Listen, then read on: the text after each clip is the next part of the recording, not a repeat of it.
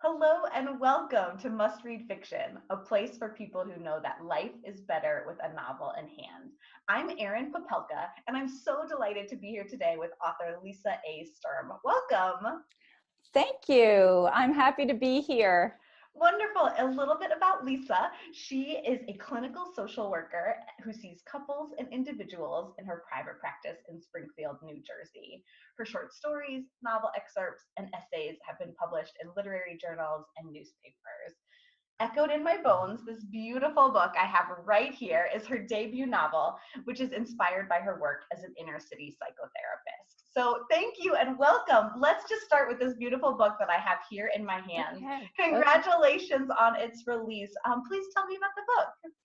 Oh, I'd love to. So, Echoed in My Bones is a story of biracial twin sisters who are separated at birth, and they're raised in neighboring New Jersey towns, but really worlds apart. Their mother, their birth mom, is a woman named Lakeisha, and actually, when she gives birth, she's only 16 years old. She's an inner city girl, and she gives them up for adoption, and we're not really sure why.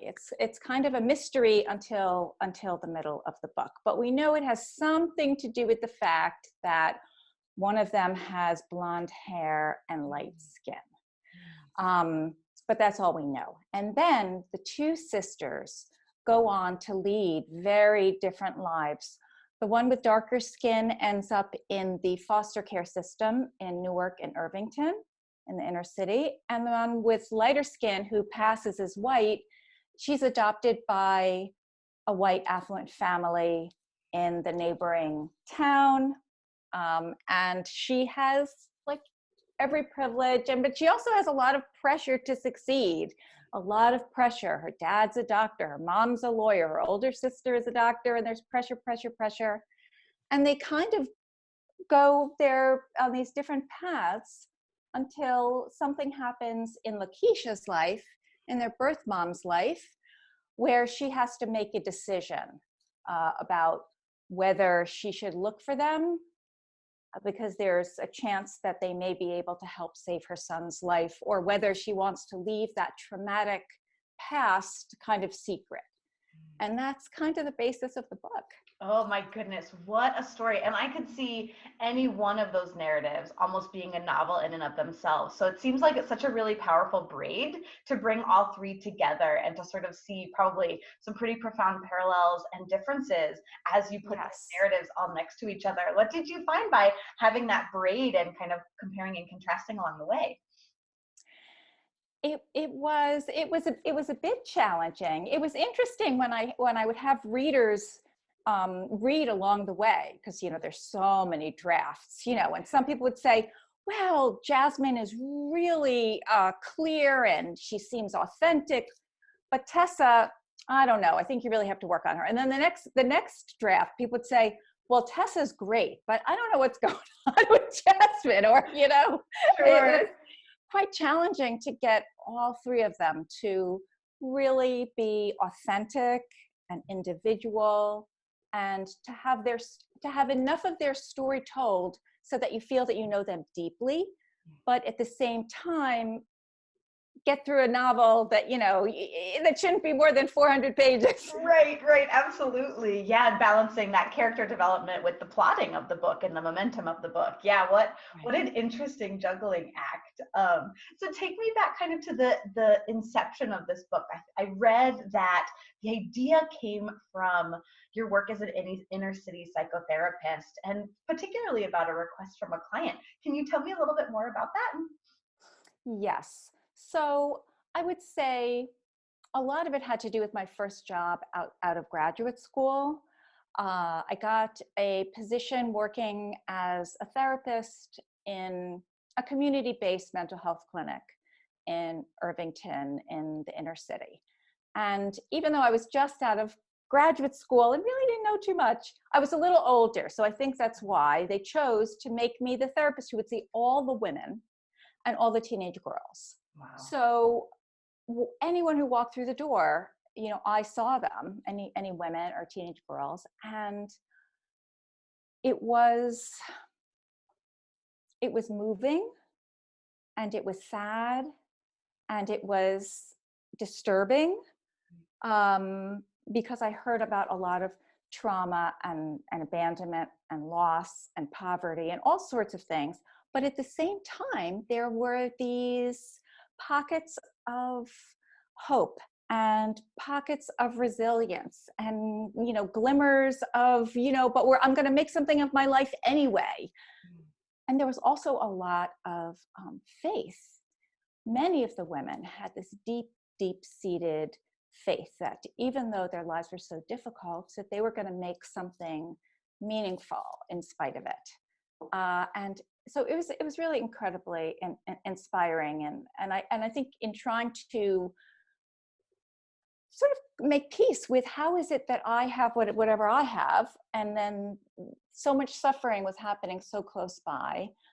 I think that was definitely part of what inspired me to do it. And then the little story that you're talking about that I have on the back in my bio isn't really related to my inner city work, but it after I did that, I work with many different types of people, and I happened to have had a client who she was very old, and she was in an assisted living, and she really didn't have anyone much in her life. And I saw her every week, and then she was basically dying, and I was visiting her in the hospital. And I said to her, what can I do? What can I do for you? And she said, bring more love into the world. And I remember thinking, maybe she didn't hear me, because I was thinking, I'll get you a pillow or a glass of water or a blanket, Sure. And so I kind of said it again. And then she became like, her voice got stronger and her eyes sort of looked right at me. And she said, bring more love into the world. And it kind of stuck with me. It was kind of those moments when you think, oh, maybe that's something I should really try and do. So, I mean, this book was already in the works, but it definitely, I think, prompted me to say, I'm going to make sure it gets out into the world. And through doing couples therapy, I do a lot of couples therapy now.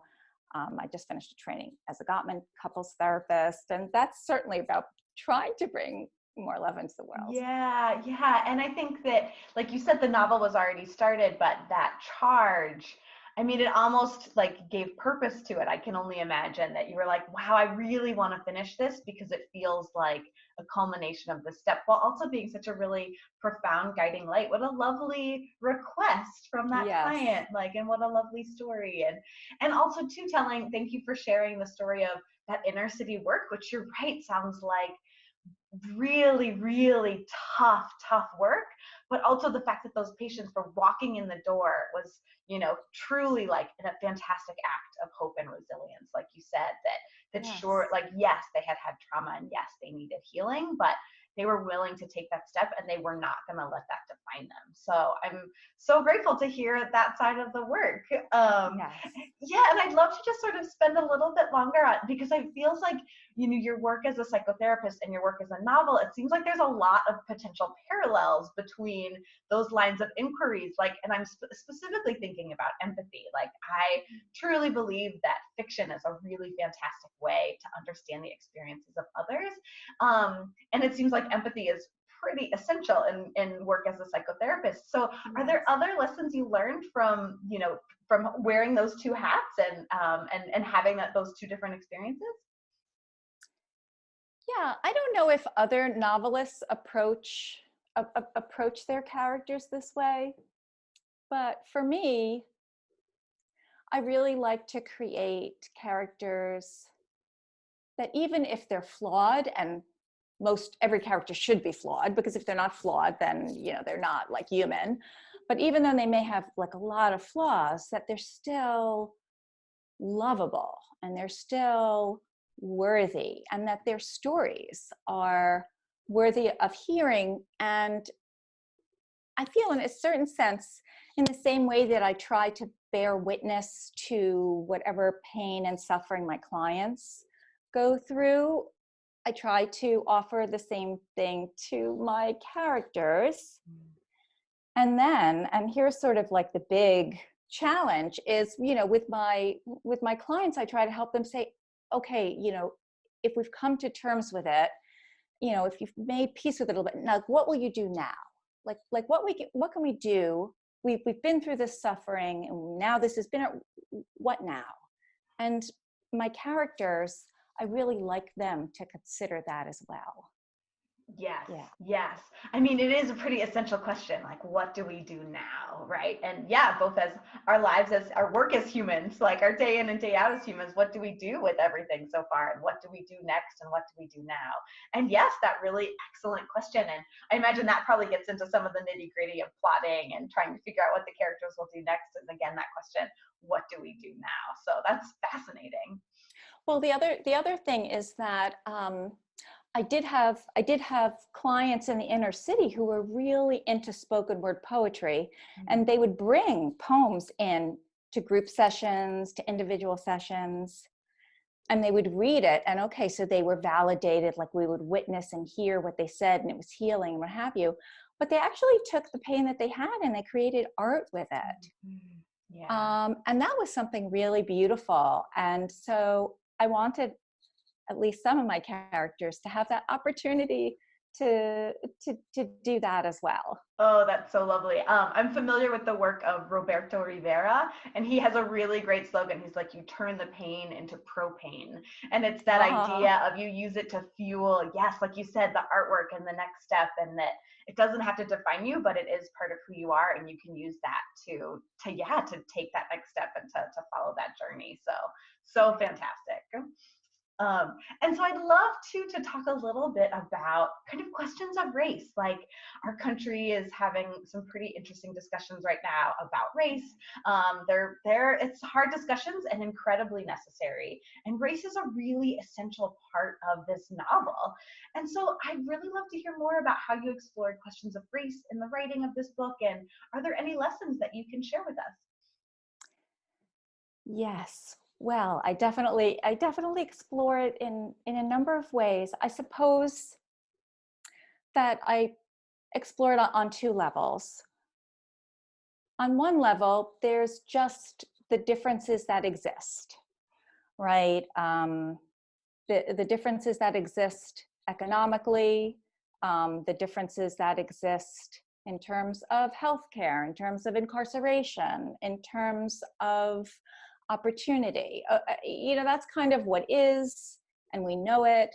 Earning potential, um, safety, like you name it. There are just so many things.